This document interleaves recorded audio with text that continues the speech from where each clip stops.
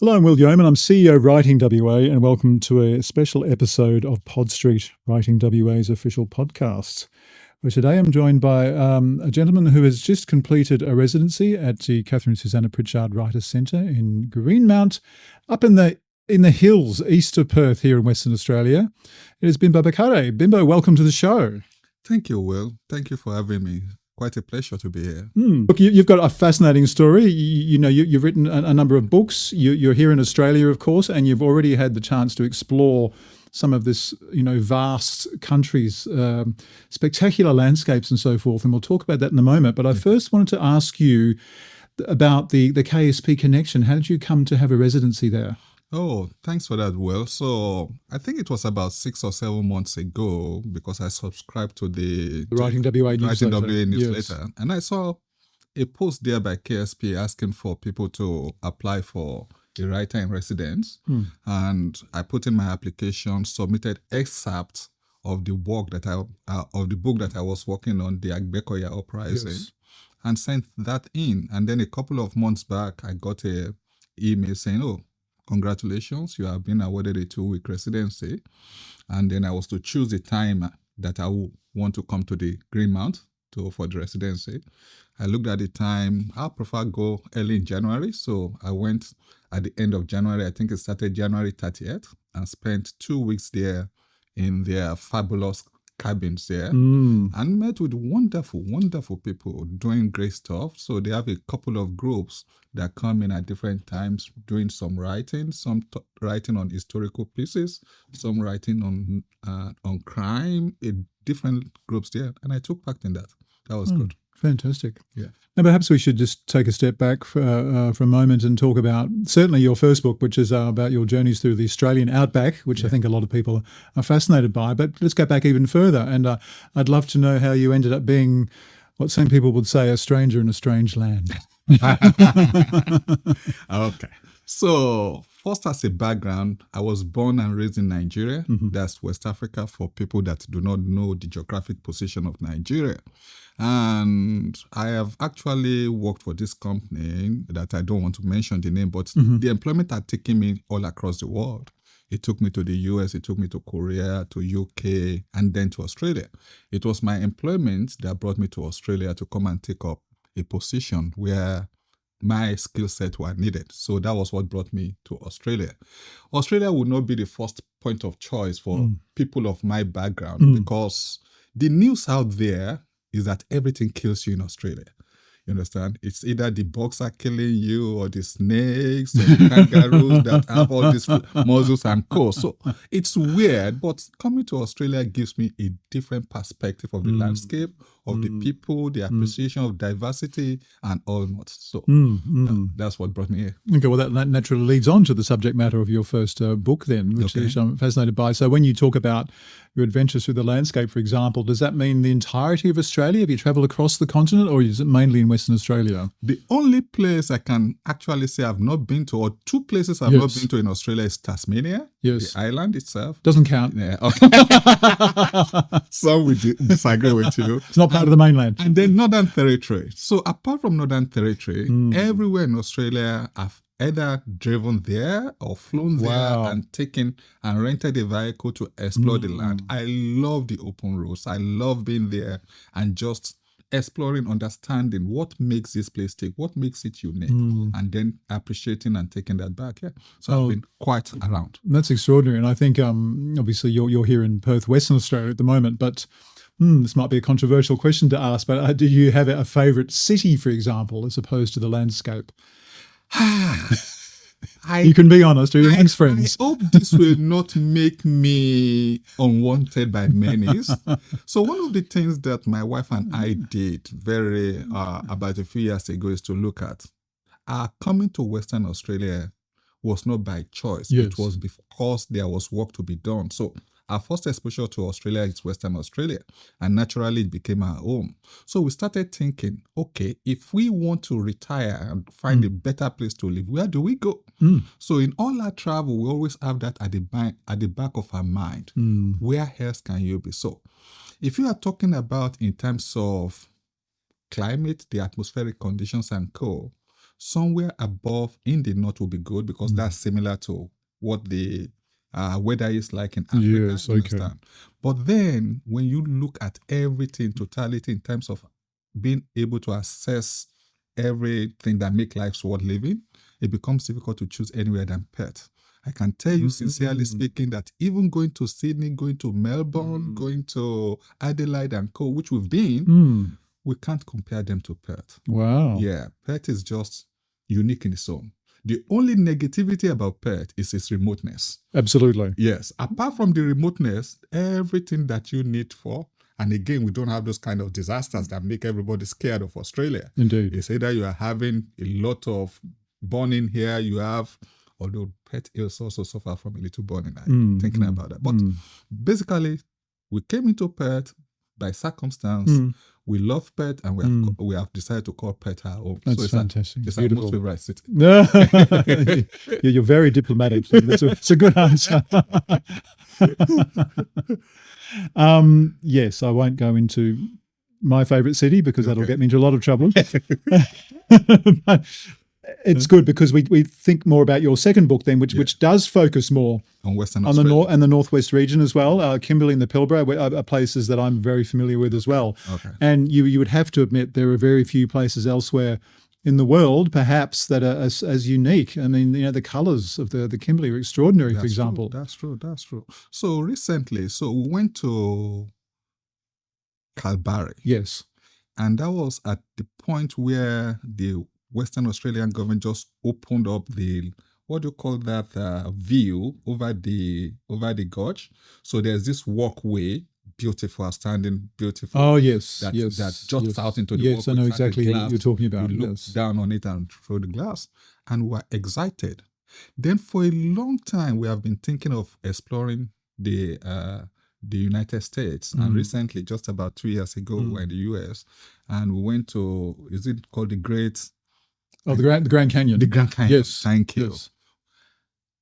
Australia must have copied the idea of that walkway from the Grand Canyon. But what you have in the Grand Canyon is far, far minute compared with the grandstanding of the Australian Oak. Yes. So after seeing what was in the Grand Canyon, we asked ourselves, what are we doing here?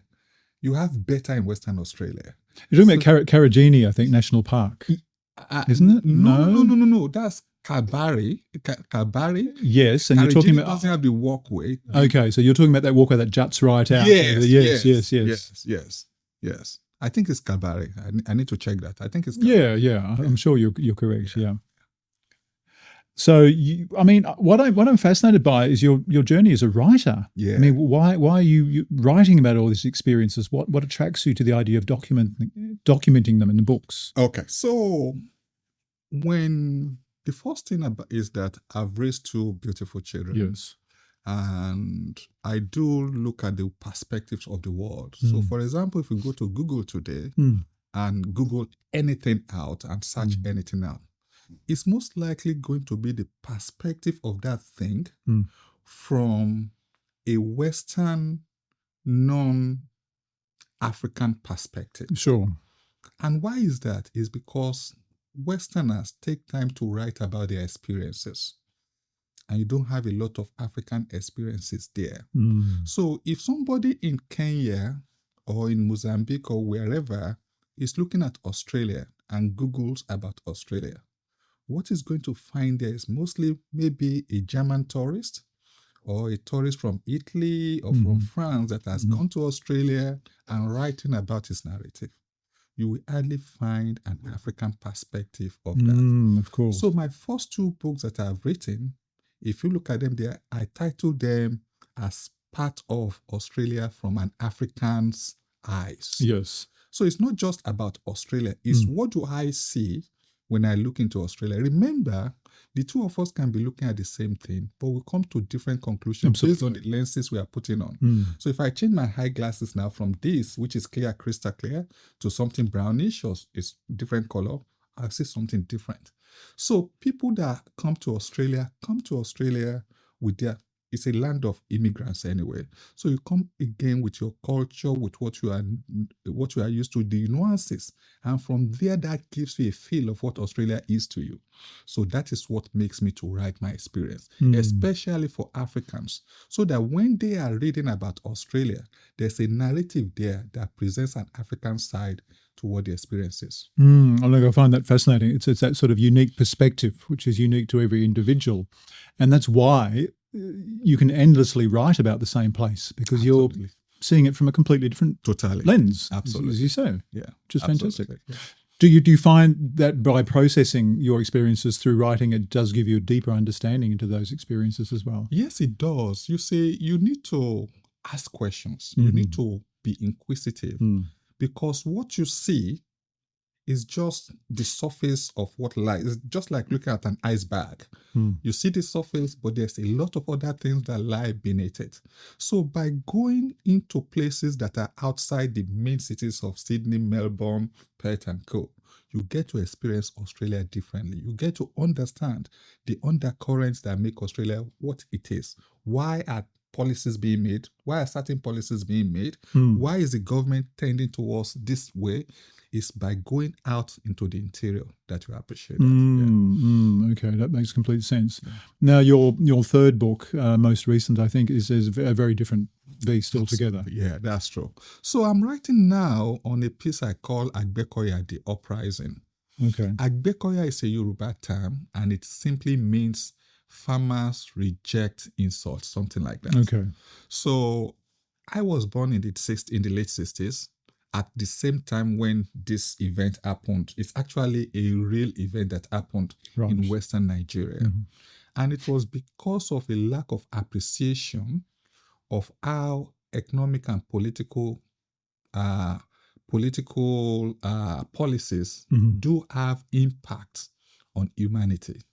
So it's all about how farmers felt they were on the receiving end of the stick. And they decided to come together and form and really resist government for 5-6 months. So it's a mini war. It's not really a big war, but it's a mini war with the farmers saying to the government, we are not going to pay the increased taxes because we are not getting the right infrastructure. So I want to be able to document what happened, the major players in those events, and put something there for posterity to live with. And it actually came up from my daughter coming to me.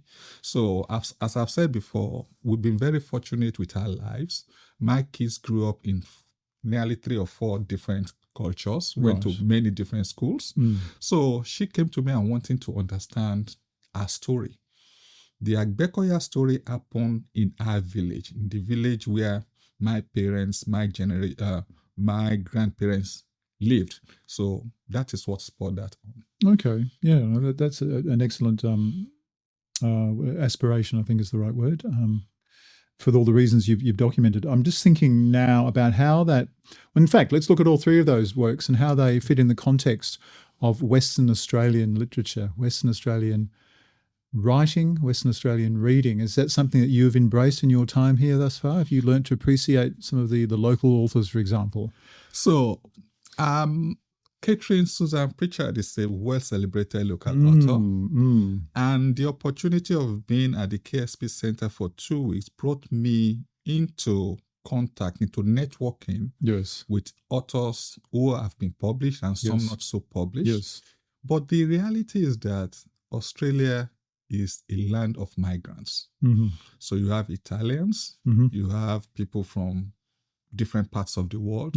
In fact, I met a lady who is writing the story of her family when they were growing up in the Caribbean island. Okay. So she's taking a look at how her family moved from the Caribbean into Australia and trying to document that. So basically, when you talk about Western Australian authors, Western Australian narrative will cut across the genres. Absolutely. Yes. You're absolutely right. That is what I think I've taken away from that there's no genre that will not find a home in Western Australia. So it's kind of like a melting pot, isn't it? Yes, all around the world. Yeah. That's fascinating. In fact, the city where I live, Sterling claims to be one of the most diverse Okay. cities in the world because of the number of immigrants and number of language spoken in that city. Yeah. And I mean, in contrast, I mean, we're talking about a country of immigrants, but of course, there's also the First Nations people. There are the people that were here and are still here. And I'm wondering to what extent you have engaged with or think about their experiences and how they relate to us as immigrants. Oh, let's look about that, because when I look at the similarities in culture, Yes. I'm a Yoruba man. I grew up being a Yoruba man, and I come to Australia with all my appreciation of culture. Then I get into Australia and I see similar stories and similar things that I've embraced as part of my culture. For example, I was at the Emily Gap, and after appreciating the Aboriginal culture, the paintings on the walls are cool, I found out that they are having sacrifices in that place. And it's actually a how do you call it? Holy land is not the word, but a secluded place for you. It's like a sacred land. Yes, that you cannot touch. I can see that in my culture. Then when you talk about the dreaming stories, the Aboriginal dreaming stories about how the world got created, I can actually see that in the way the Yoruba talks about the creation of the world. In terms of respect of elders, in terms of what we hold dear about the value, the way you take the land itself as very important, as sacred. Yes. See that across the Aboriginal culture. So I so often wonder that despite the division in terms of the Indian Ocean between the African continent and the Australian continent, there are a lot of similarities in our culture and the Aboriginal culture. A lot. It's extraordinary, isn't it, when you think about it? Absolutely. How did it happen? I don't understand it. I'm wondering whether at rock bottom there are certain. I know if you know the work of Carl Jung, he talks about the collective unconscious, and he talks about stories that are common to all of us at some bottom level. Okay. They might have variations. Yeah, it's possible. Local variations, but you recognize in others your own story. Yeah, it's possible, because I've always argued that whoever you are in the world, if I trace your social page either on Facebook or LinkedIn or wherever, it won't take me more than 5 layers before I find somebody who can connect you and I together. Yes. So somehow, somewhere in the story of human creation and human growth, we are all connected somewhere. So that cuts it for me. Yeah, exactly, which is quite comforting, isn't it, really? Because we're all part of the one humanity, one community. Absolutely. So we need to get along. That's true. Do good. Always Absolutely. do good. Yeah. So let's talk a little bit more about the craft of writing. You know, when you sit down to write, I mean, what are some of your favorite techniques? How do you actually go about it? I mean, obviously, particularly with the current book, you're looking at research as well. And you're not writing fiction, you're writing non-fiction across all 3 books. Yeah. So what's your process? Okay, let's take it from Bakare, The Uprising, which is the most difficult one that I've had to deal with. Okay. Because you really need to present historical facts in a way that people who are not there can appreciate it. And you really want to talk about the participants so that people can understand the underlinings of what happened, why it happened, and where. Remember, I was a toddler when it happened. Yes. So I can't say I'm speaking out of experience. So I had to talk to people. And unfortunately, the main participants in that generation are dying out. This happened in 1960s, 8 to 70. That's more than 55 years ago. So my process was first to talk to living elders in my family who were somehow maybe teenagers or in their 20s, in their 20s possibly. Perhaps, exactly, to understand from them what they experience and what they are taking away from their parents as well. Yeah. Now, with time, a lot of fluffs get mixed with this real story. So at what point do you know what you are being told is true? Of course. And what is not true? For example, in the Agbekoya story, we talked about the main character, Tafa Adeoye.